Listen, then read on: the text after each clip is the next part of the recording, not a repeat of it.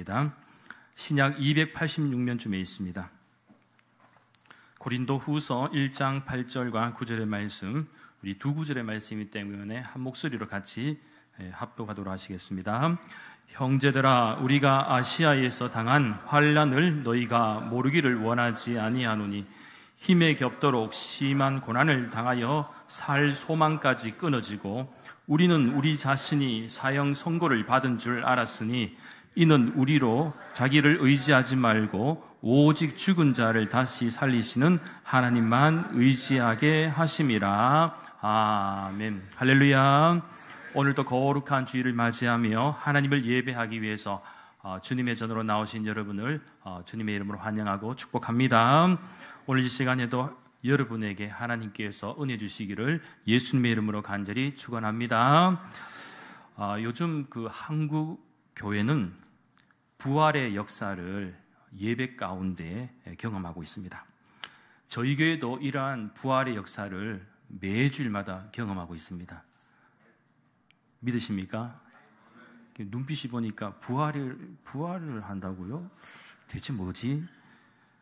사실 궁금하시기도 한데 희한한 것이 예배 시작하고 설교 전까지는 정신이 멀쩡하다가 설교 시간만 시작되면 죽는 사람들이 생겨난다는 것이죠. 나는 날마다 죽노라는 이 사도 바울의 고백처럼 설교가 시작되면 죽습니다. 그러다가 놀랍게도 설교를 마칠 때쯤 되면 죽었던 자가 부활하는 역사가 일어납니다. 한마디로 잠에서 깨어난다는 것이죠. 그래서 오늘 이 시간에는 앞뒤 자분들과 함께 한번 이렇게 인사 한번 했으면 좋겠습니다. 설교 시간에 죽지 맙시다. 네, 바로 오늘 이 시간도 깨어있어 주님이 주시는 말씀에 깊이 경청할 수 있는 은혜와 축복이 여러분에게 있기를 예수님의 이름으로 다시 한번 축복합니다. 오늘 이 시간에는 영적 침체 극복하기 사도 바울도 힘들었다라는 제목으로 잠시 하나님의 말씀을 나누도록 하겠습니다. 최강의 정신력을 가진 사람들의 특징이 있다고 합니다. 여러 면에서 살펴볼 수 있지만 몇 가지만 간략히 좀 이해하자면, 첫째는 이 사물과 상황을 객관적으로 봅니다. 16세기와 17세기에 영국이 난 세계적인 시인이자 또 작가인 셰익스피어는요, 세상에서 좋고 나쁜 것은 다 생각하기 나름이다 라는 유명한 말을 남겼습니다. 즉, 이 말의 뜻은 상황을 어떻게 보느냐에 따라서 득이 될 수도 있고 또 실이 될 수도 있다라는 것입니다. 부정적으로 보면 계속해서 이 부정적인 영향력이 나를 지배할 것이고, 긍정적으로 보면 이 긍정적인 영향력이 나를 지배할 것입니다.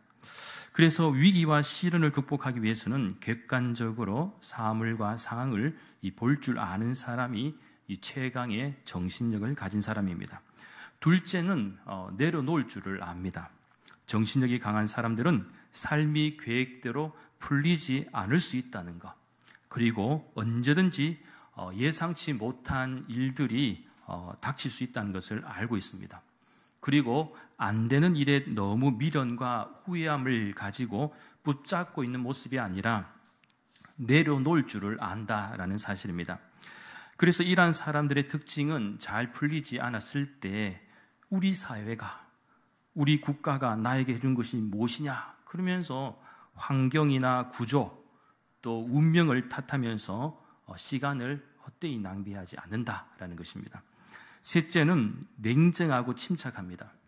의외로 많은 사람들이 어떤 위기나 또 시련, 문제가 오게 되면 당황하거나 불안해합니다. 그리고 마음을 잘 다스리지 못하고 더 큰 실수를 하게 되죠. 그러나 최강의 정신력을 가진 사람은 오히려 냉정하고도 침착한 마음 상태를 잘 보여줄 뿐만 아니라 더 강한 모습을 보여줍니다. 예를 들면 우리가 잘 아는 사건, 2001년 9.11 테러 당시 조지 부시 대통령은 유치원 참관 행사를 진행 중에 있었는데, 그때 보고가 들어간 직후에 부시는 이 아이들을 놀라게 하지 않기 위해서 이 몇 분간 수업을 더 진행한 후에 아이들을 돌려보내고 바로 유치원에서 비상대책회의를 진행하였습니다.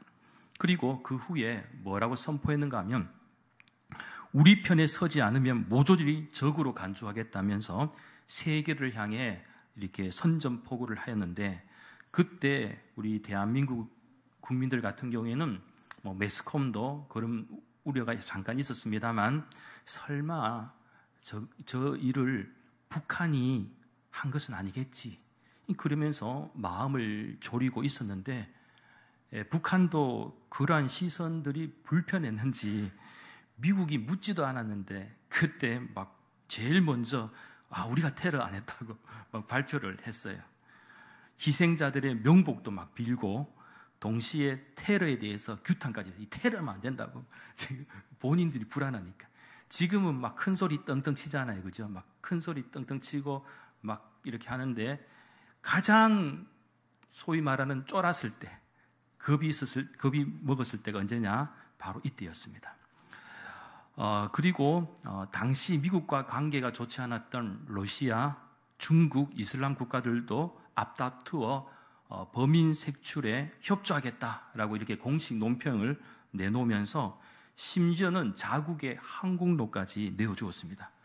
그런데 그때 한 나라가 이제 좀 이렇게 버텼는데요. 파키스탄 같은 경우는 영공을 내어줄 수 없다라고 하니까 미국에서 무엇이라고 말했는가 하면, 협조하지 않으면 석기 시대로 돌아갈 것이다. 석기 시대로. 여러분, 이거 엄청난 그 무서운 발언이지 않습니까?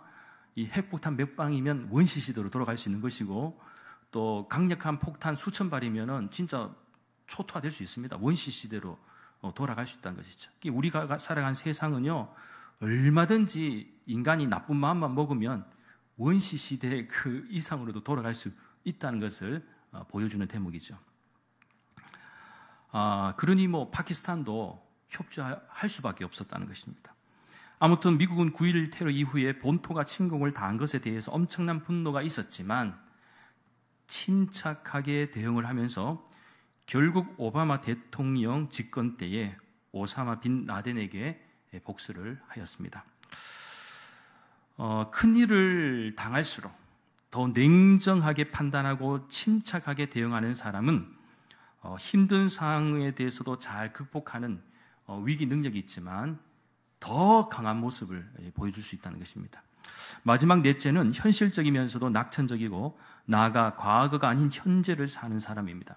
정신력이 강한 사람들은 넘어져도 습관적으로 다시 일어납니다. 이는 마치 어린아이가 운동회 때 달리기를 하다가 넘어졌을 때 앉아서 우는 아이가 있는 반면에 멘탈이 강한 아이들 같은 경우에는 울지 않고 다시 일어나서 달리는 것과도 같습니다. 그래서 정신력이 강한 사람은 희망이 없다고 불평하며 포기하지 않고 오히려 현실을 더 긍정적으로 바라보며 가능성을 이야기합니다. 이 부분은 옛날 고 정주영 회장이 부하 직원들에게 자주 했던 말이 있는데, 항상 안 된다라고 부정적으로 말할 때마다 이 정주영 회장이 뭐라고 얘기했는가 하면, 임자, 그거 한번 해봤어? 그거 한번 도전해봤어? 해보지 않고 말하지 말라는 것, 이렇게 반문을 한 것입니다. 한마디로 시도도 해보지 않고 안 된다라고 말하지 말라는 것. 또한 정신력이 강한 사람은 과거에 얽매이지 않고 목표를 향해서 인내심 있게 전진합니다. 예전에는 이렇게 했었어야 되는데, 그때 이렇게 했었어야 되는데 라가 아니고 오히려 이렇게 한번 해봐야 되겠다 라면서 과거에 있는 모습이 아니고 미래를 바라보고 현재를 긍정적으로 해석한다는 것입니다. 그런 것 같습니다. 모든 사람이 다 동일한 정신력과 능력을 가지고 있는 것은 아닙니다. 그러나 분명히 성장하는 사람, 위기를 극복하는 사람의 특징은 좋은 것을 배우는 사람입니다. 그런 의미에서 오늘 본문에서도 인간적으로 볼 때는 참으로 고달픈 인생의 한 인물을 만나게 됩니다. 그는 바로 사도 바울인데, 어쩌면 이 오늘 본문의 고백은 사도 바울 인생에서 가장 강하게 자신의 현실을 어필하는 내용이기도 합니다. 보면은 성경의 인물 가운데도 이 정신력이 정말 강한 사람 가운데 한 사람을 꼽으라. 그러면 사도 바울이 있거든요. 사도 바울임에도 불구하고 사도 바울이 어느 정도로 힘들었는가 하면 오늘 본문 8절 후반절에 주목하시면 힘의 격도로 심한 고난을 당하여 살 소망까지 끊어지고 라고 이렇게 설명하고 있습니다. 얼마나 힘이 들었으면 살고 싶은 소망까지 끊어지겠습니까? 한마디로 죽는 것이 낫지 않을까 하는 마음이 들었다는 것입니다. 따라서 위대한 복음 전도자인 사도 바울도 죽을 만큼 힘들었다라는 것. 그런데요, 우리의 모습을 봐도 그런 것 같습니다. 사람의 마음이란 참으로 간사한 것이 왜 그런가 하면 아침에 기분이 좋았다가도 저녁에 계속해서 기분이 좋아라는 법이 없어요. 우리의 마음은 하루에도 몇 번씩 바뀌죠. 오전에 좋았다가 오후에 나빠지. 평안한 것 같은데 평안하지가 않은 거예요. 어떤 날에는 사는 의미조차 상실해서 막 죽을 것 같다가도 또 어떤 날은 특별히 이유가 없어도 기분이 상쾌하고 즐거울 때가 있어요. 그래서 막 죽을 것 같아갖고 상담해줬더니만 다음날부터 살아있는 거예요. 못 살 것 같다 했는데 살아있는 사람이 또 있어요. 이를 보면 우리가 가지고 있는 정서가 이렇습니다. 예전에 한 TV 프로그램에서 개그맨 한 사람의 고충을 들은 적이 있습니다. 사람들을 즐겁게 하고 유쾌하게 웃기는 개그맨이지만 진작 자신은 집에 갔을 때에 가족들을 웃기는 것도 아니고 탈진하여 마음이 더 공허하다는 것입니다. 우리가 겉으로 볼 때는 야, 저 개그맨 되게 웃기는데 집에 가서도 되게 웃길 것 같다. 가정에 가면 참 즐겁겠다. 재미있게 살겠다라고 생각할 수 있지만 반드시 그렇지가 않다는 것입니다. 그러니까 사람들의 마음속에는 항상 공허함이 있을 수가 있고요. 탈진하거나 침체할 수 있는 공간이 있다는 것입니다. 그런 의미에서 사도 바울은 오늘 본문의 말씀에서 자신이 아시아에서 당한 환난을 말하고 있는데 자세한 내용은 언급하고 있지는 않습니다만 아마 당시 소아시아 지역 내인 이 에베소에서의 사역으로 추정할 수가 있습니다. 오늘날로 표현하면 당시 이 소아시아 지역 그러면 터키인데 오늘날 이름이 얼마 전에 바뀌었지 않습니까? 튀르키예로 바뀌었는데 이 사도 바울은 튀르키예에 있는 에베소에서 이 복음을 전하였다는 것입니다. 그래서 참고로 신약 성경 고린도 후서 11장 23절부터 27절까지 말씀에 주목하시면 사도 바울이 얼마나 이 복음 사역 가운데 많은 환난을 당했는지를 발견할 수가 있습니다. 예를 들면 수고를 넘치도록 하고 옥에 갇히기도 하고 매도 수없이 맞고 여러 번 죽을 뻔하였습니다. 또한 유대인들에게 40에서 하나 감한 매를 5번 맞았고 또 3번 태장도 맞았고 또 1번 돌로 맞고 3번 파선하고 또 일주야를 깊은 바다에서 지냈습니다. 나아가 여러 번 여행하면서 강의 위험과 강도의 위험과 동족의 위험과 이방인의 위험과 시내의 위험과 강야의 위험과 바다의 위험과 거짓 형제 중의 위험을 당하고 심지어는 여러 번 자지 못하고 줄이며 목마르고 굶고 춥고 헐벗기까지 했다. 이것이 이 고린도 후서 뒤에 11장 말씀에서 잘 설명하고 있습니다. 그렇게 여기서 우리는 이러한 고난을 당한 이 사도 바울을 보면서 특별히 생각과 그의 태도를 우리가 발견할 수가 있는데요. 오늘 본문의 말씀에 의하면 실로 견디기 어려운 고난을 당하여 살 소망까지 완전히 사라진 이 극한 상황까지 갔었다라는 것입니다. 만일 우리에게 이러한 일들이 있었다면 여러분 어떻게 하실 것 같습니까? 아마 왜 나에게 이런 고난과 고통을 하나님께서 주셨을까? 그러면서 하나님을 향해 원망하지 않겠습니까? 아마 대부분 믿음이 있는 성도라고 할지라도 극한 고난과 이 고통에 부딪히게 되면 하나님을 원망하고 자신의 형편과 처지를 비관하고 자포자기할 수도 있을 것입니다. 그러나 사도 바울이 이러한 형편과 상황 속에서도 궁극적으로 우리들에게 가르쳐주고 싶은 영적 교훈이 있는데 그것이 무엇이냐? 바로 오늘 본문 9절 말씀입니다. 9절 말씀 우리 한 목소리 같이 합독하겠습니다. 우리는 우리 자신이 사형 선고를 받은 줄 알았으니 이는 우리로 자기를 의지하지 말고 오직 죽은 자를 다시 살리시는 하나님만 의지하게 하심이라. 아멘. 뭐라고 고백하고 있습니까? 자기 자신을 의지하는 것이 아니고 누구를 의지하라고요? 하나님을 의지해라. 이 말씀에 근거하면 결국 사도 바울이 강조하는 바는 고난과 고통의 문제가 아닙니다. 살다 보면 그럴 수 있습니다. 또한 어느 누구나 경험할 수도 있습니다. 그러나 사도 바울은 우리들에게 이러한 극한 상황에 부딪히게 될 때에 무엇을 해야 되는가를 가르쳐주고 있는 것이죠. 그러니까 하나님이 우리에게 고난과 고통을 허락하시는 진정한 목적은 따로 있다라는 것인데, 그럴수록 내가 힘들고 어렵고 어떤 한계에 부딪힐 때에 그냥 거기서 멈춰버리거나 쓰러지고 넘어지고 그냥 절망 가운데 포기할 것이냐? 그게 아니라는 것입니다. 그럴수록 누구를 바라보라고요? 하나님을 바라보라. 다른 길이 없다는 겁니다. 하나님만 바라보라는 거예요.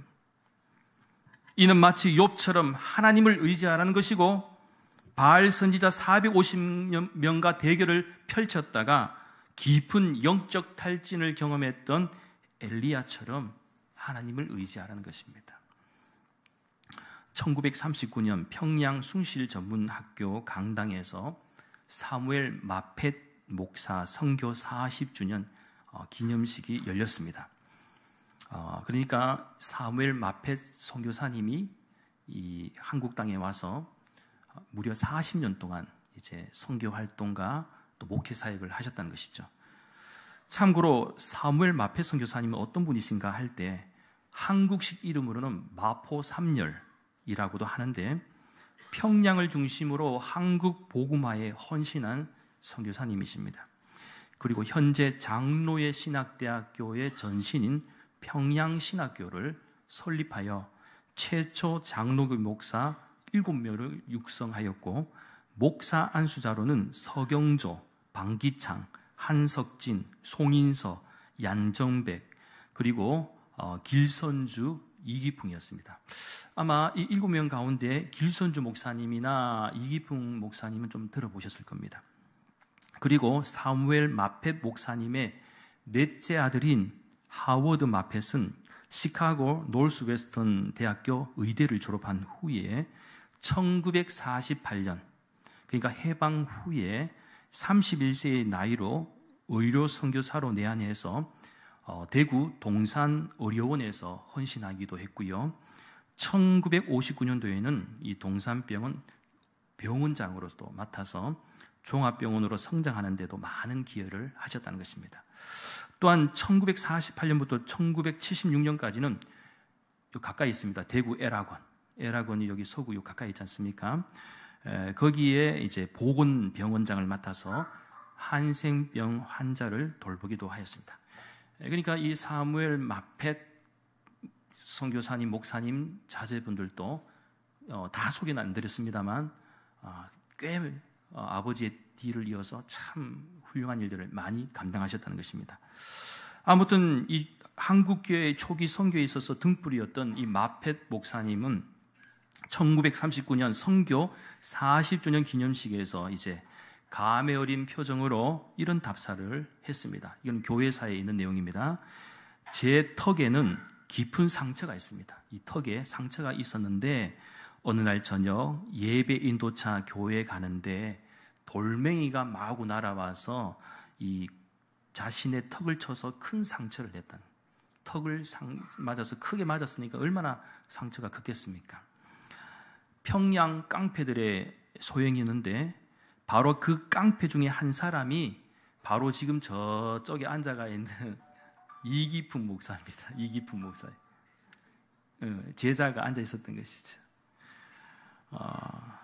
그런데 그가 회개하고 목사까지 되었으니 나는 상처가 났어도 기쁩니다. 이렇게 하니까 이 장례에서는 박수 소리가 가득했고 많은 사람들이 감동을 받았다라는 이야기입니다. 그리고 마페 목사님을 공격했던 이기프 목사님은 평양신학교 1기 졸업생으로 훗날 제주 선교의 아버지가 되었다.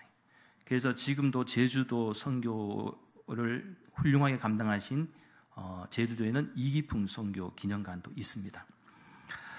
그렇습니다. 하나님의 일을 하는 사람들의 특징은 절대로 평탄하지 않았다는 사실입니다. 무엇보다 하나님의 일을 하는 사람들은 최강의 정신력을 가지고 있어야 할 뿐만 아니라 세상이 아닌 하나님을 철저하게 의지하는 사람이 할 수 있는 일입니다. 그러니까 힘들지만 은혜가 있는 것입니다. 사실 사람은 형통하거나 혹은 자기의 능력이 뛰어나다고 생각될 때 하나님보다 자신을 더 의지하기 쉽습니다. 사도 바울도 마찬가지입니다. 자신의 혈통이나 신분 그리고 능력으로 볼 때 사도 바울도 분명히 세상의 기준에서 볼 때는 그 어느 것 하나 절대로 밀리지 않을 정도의 이력과 경력을 가지고 있었습니다. 그러나 사도 바울은 매 순간 자신의 힘과 능력을 의지한 것이 아니라 철저하게 하나님을 의지하고 노력하였습니다. 오직 예수 그리스도의 십자가 복음만을 붙잡고 주께서 나와 함께 하심을 믿고 이 사명을 감당했다는 것입니다. 사도 바울은 자신이 경험하고 있는 그 모든 것이 하나님만 의지함을 배우도록 인도하시는 하나님의 마음이라는 것을 잘 알고 있었다는 것입니다. 이는 마치 이스라엘 백성들로 광야 40년 시간 동안에 그들이 경험한 바가 무엇입니까? 극한 상황 가운데서도 계속해서 말씀하시는 바가 무엇입니까? 기억해라, 기억해라. 누구를 기억하라는 것입니까? 하나님을 기억해라. 하나님이 누구이더냐? 하나님이 우리에게 누구이더냐라는 것을 말씀하고 있습니다. 하나님을 의지하는 것입니다. 따라서 극한 상황은 어떤 절망의 순간도 원망의 이유도 아닙니다. 특별히 예수님을 모르는 사람이야 그 안에서 호적되는 것도 당연하죠. 그러나 성도는 다릅니다. 적어도 성도는 다릅니다. 예수님을 믿는다면 사도 바울의 권면처럼 로마서 5장에서 언급한 것처럼 환난 중에서도 즐거워해야 한다. 주의 복음을 위해서 고난당하는 것도 즐거운 일이다. 기뻐할 일이다. 이것이 사명을 움직이는 것입니다. 사명을 따라갈 수 있는 원동력이 되는 것이죠. 그리고 무엇을 해야 되는가? 매 순간 내 앞에 부딪히는 그 현실 앞에서 무엇을 해야 되는가? 주님께 무릎을 꿇고 주님, 저는 연약합니다. 부족합니다. 오직 주님을 의지하고 신뢰합니다. 라며 주님께 고백하고 나아가 주님의 은혜와 사랑을 구해야 할 줄 믿습니다. 다윗도 그의 평생에 보십시오. 무엇을 고백했습니까? 큰 영적 침체와 위기가 올 때마다 다윗도 시편에서 고백했던 것이 하나님, 내 영혼이 주님께 피합니다. 주의 날개 아래서 나를 품어주시고 이 재앙이 나를 지나가게 해주십시오. 그러면서 거기에 멈추지 않고 내가 주님의 이름을 송축합니다. 주님의 이름을 찬양합니다. 라고 이렇게 고백을 하는 것이죠. 그러면서 하나님의 자비하심과 긍휼하심을 간절히 구하였습니다. 그런 것 같습니다. 우리가 살아가면서 때로는 원치 않는 영적 침체와 극한 상황들, 분명히 우리에게는 고난과 고통의 시간이 될 수 있지만 이러한 극한 상황 속에서도 우리가 배워야 될 것이 무엇이냐? 믿는 성도들은 주님을 의지하는 법을 배워라. 배울 때에 참으로 그것은 값진 은혜가 될 것이다 라는 사실을 믿으시기 바랍니다. 때로는 우리는 고난 중에 눈물로 밤을 지새울 수도 있습니다. 또한 쉽게 알아주지 못하는 사람들이 야속할 수도 있습니다. 그러나 쉽게 표현하지 못하는 그 아픔과 고통 속에서도 만일 우리가 하나님을 의지하는 법을 배우게 된다면 우리는 사도 바울처럼 위로의 하나님을 발견할 수 있고 무엇보다 위기의 순간을 잘 극복할 수 있는 힘과 용기를 얻게 될 줄 믿습니다. 그런 의미에서 신앙은 참으로 신비롭습니다.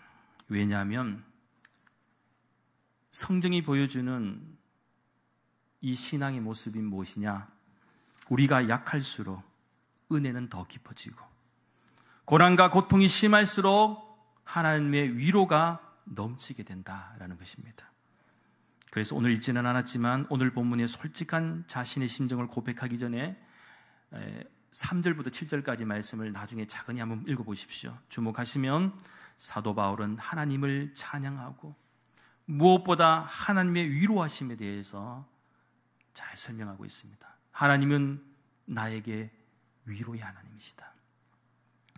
바라옵기는 저는 우리 대구난가교회 모든 믿음의 가정들과 권속들에게도 때로는 영적 침체가 올 수 있고 아무것도 할 수 없을 정도로 깊은 탈진과 공허함에 빠질 수도 있겠지만 그때마다 실망하거나 좌절하여 쉽게 포기하는 인생이 아니라 사도 바울의 겉면처럼 오직 죽은 자를 다시 살리시는 하나님만을 의지함으로써 영적 침체를 극복하고 다시 살아나는 은혜와 축복이 여러분에게 있기를 예수님의 이름으로 간절히 축원합니다.